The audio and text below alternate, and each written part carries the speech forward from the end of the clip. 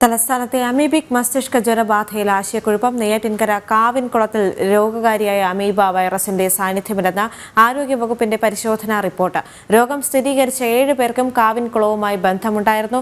State public health ലബോറട്ടറിയിൽ നടത്തിയ പരിശോധനാ റിപ്പോർട്ടിന്റെ പകർപ്പ് ജനം ടിവിക്ക്.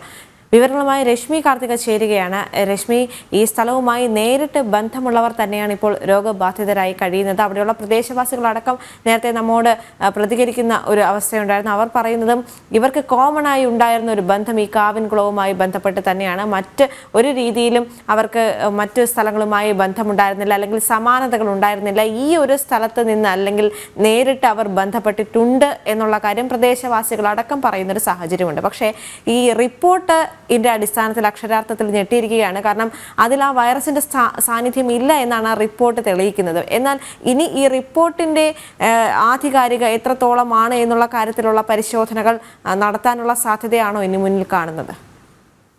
ആരോഗ്യവകുപ്പ് നടത്തിയ പരിശോധനയിൽ തന്നെയാണ് ഈ വിവരം ഉള്ളത്. അതായത് സ്റ്റേറ്റ് പബ്ലിക് ഹെൽത്ത് ലബോറട്ടറിയിലാണ് ഈ ഒരു വെള്ളത്തിന്റെ സാമ്പിൾ പരിശോധിച്ചിരിക്കുന്നത്. ആ പരിശോധനാ ഫലം, അതിന്റെ റിപ്പോർട്ടാണ് ജനം ടിവി ഇപ്പോൾ പുറത്തുവിടുന്നത്. ഈ റിപ്പോർട്ടിൽ വ്യക്തമായി പറയുന്നത് ഈ വൈറസ് സ്പീഷീസിന്റെ സാന്നിധ്യം ഇല്ല എന്നുള്ളത് തന്നെയാണ്. പക്ഷേ ഈ രോഗം സ്ഥിരീകരിച്ച 7 പേരും കഴിഞ്ഞ മാസം 23-ാം തീയതി ഒരാൾ മരണപ്പെട്ടിരുന്നു. 6 പേർ ഇപ്പോൾ തിരുവനന്തപുരം മെഡിക്കൽ കോളേജിൽ ചികിത്സയിലുണ്ട്. ഇതിൽ 7 പേർക്കും നേരിട്ട് ബന്ധമുള്ളത് ഈ കാവിൻകുളവുമായിട്ട് ഇവർക്ക് നേരിട്ട് ബന്ധമുള്ളതാണ്. ഇവർ ഇവിടെ ഇറങ്ങി കുളിച്ചിട്ടുമുണ്ട് എന്നുള്ളൊരു കാര്യം ബന്ധുക്കളും പ്രദേശവാസികളും ഒക്കെ സ്ഥിരീകരിക്കുന്നുമുണ്ട്. പക്ഷേ ഇതിന്റെ സാമ്പിൾ പരിശോധിക്കുന്ന സമയത്ത് അതിൽ ഈ അമീബയുടെ സാന്നിധ്യവുമില്ല. വലിയ രീതിയിലുള്ള ഒരു ആശയക്കുഴപ്പം ഇതുമായി ബന്ധപ്പെട്ട് നിലനിൽക്കുകയാണ്. ആരോഗ്യമന്ത്രി കഴിഞ്ഞ ദിവസം പറഞ്ഞത് ഈ കുളത്തിൽ നിന്നാണ് രോഗം സ്ഥിരീകരിച്ചത് എന്നുള്ളതാണ്. പക്ഷേ എന്താണ് സംഭവിക്കുന്നത് എന്നുള്ള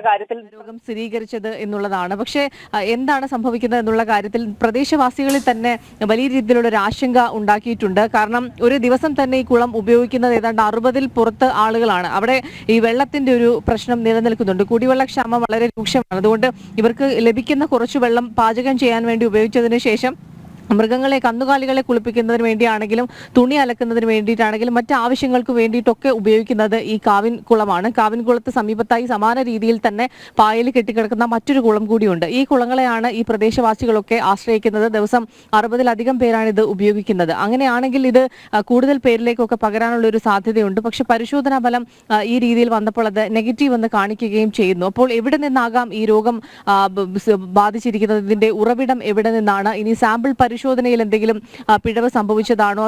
അത്തരത്തിൽ പ്രദേശവാസികൾ ഒന്നാകെ വലിയ രീതിയിലുള്ള ഒരു ആശങ്ക നിലനിൽക്കുന്ന ഒരു സാഹചര്യമുണ്ട്. ഒരിക്കൽ കൂടി സാമ്പിൾ പരിശോധിക്കണമെന്നുള്ളൊരു ആവശ്യമടക്കം ഇവർ മുന്നോട്ട് വെച്ചിട്ടുണ്ട്. കാരണം ഇവർക്കെല്ലാം ഈ രോഗമാണ്. ഈ ചികിത്സയിൽ കഴിയുന്ന 6 പേർക്കും രോഗം സ്ഥിരീകരിച്ചിട്ടുണ്ട്. അപ്പോൾ ഇവരെല്ലാവരും ഒരു കോമണായി ഉപയോഗിച്ചിരിക്കുന്നതും ഈ ഒരു കുളമാണ്. മറ്റെവിടെയും കുളിച്ചിട്ടുമില്ല. അപ്പോൾ അത്തരത്തിലൊരു വലിയ രീതിയിലുള്ള ഒരു അവ്യക്തത, ആശയക്കുഴപ്പമൊക്കെ നിലനിൽക്കുകയാണ്. ഏതായാലും വലിയ അപകടകരമായിട്ടൊരു സാഹചര്യം തന്നെയാണ്. മലബാർ മേഖലകളിൽ മാത്രം കണ്ടുവന്നിരുന്ന ഒരു രോഗമാണ് തിരുവനന്തപുരത്ത് ഇപ്പോൾ കൂടുതൽ പേർക്ക് സ്ഥിരീകരിക്കുന്നത്. അതിനു മുൻപ് ആലപ്പുഴയിലും ഈ രോഗം നേരത്തെ റിപ്പോർട്ട് ചെയ്തിട്ടുണ്ട്. മാത്രമല്ല ചെറിയ കുട്ടികളിലായിരുന്നു, ഈ ഒരു 1-2 വയസ്സുള്ള കുട്ടികളിലാണ് ഈ അമീബിക് രോഗം സാധാരണയായി അത് സ്ഥിരീകരിക്കാറുള്ളത്. പക്ഷെ അതിൽ നിന്നൊക്കെ വ്യത്യസ്തമായി കുറച്ചുകൂടി മുതിർന്ന ആളുകൾക്ക് ഈ രോഗം സ്ഥിരീകരിക്കുന്നു എന്നുള്ളതും വളരെ ആശങ്കയാണ്.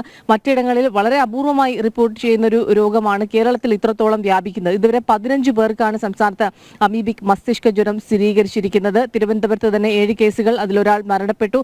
6 പേർ ഇപ്പോൾ രോഗം ബാധിച്ച് മെഡിക്കൽ കോളേജിൽ ചികിത്സയിൽ കഴിയുന്നുണ്ട്. അതിൽ 2 പേരുടെ നില ചെറിയ പ്രശ്നമുള്ളതായി പറയുന്നുണ്ട്. മറ്റുള്ളവരൊക്കെ തന്നെ മരുന്നുകളോട് പ്രതികരിക്കുന്നുണ്ട്. വേറെ പ്രശ്നമില്ല എന്നുള്ളതാണ് ആശുപത്രി അധികൃതർ വ്യക്തമാക്കുന്നത്. 2 പേർ കൂടി നിരീക്ഷണത്തിലാക്കിയിട്ടുണ്ട്. അവരുടെ പരിശോധനാ ഫലം ഇന്ന് തന്നെ ലഭിക്കുമെന്നുള്ളതാണ് ആരോഗ്യവകുപ്പ് വ്യക്തമാക്കിയിരിക്കുന്നത്. ഏതായാലും പ്രദേശവാസികൾ പറയുന്നത് ഇതിലൊരു വ്യക്തത വേണം എന്നുള്ളതാണ്. ഇതിൽ അമീബയുടെ സാന്നിധ്യമില്ല എന്നുണ്ടെങ്കിൽ ഈ കുളം വൃത്തിയാക്കി തരണം എന്നുള്ള ആവശ്യമൊക്കെ തന്നെ ഇവർ പറയുന്നുണ്ട്. ഏതായാലും വലിയ രീതിയിലുള്ള ഒരു ആശയക്കുഴപ്പം ഈ ഒരു പരിശോധനാ ഫലവുമായി ബന്ധപ്പെട്ട് നിലനിൽക്കുന്നുണ്ട്. ഒപ്പം പ്രദേശവാസികൾ ഒന്നാകെ കടുത്ത ആശങ്കയിലുമാണ്. ദേവിക.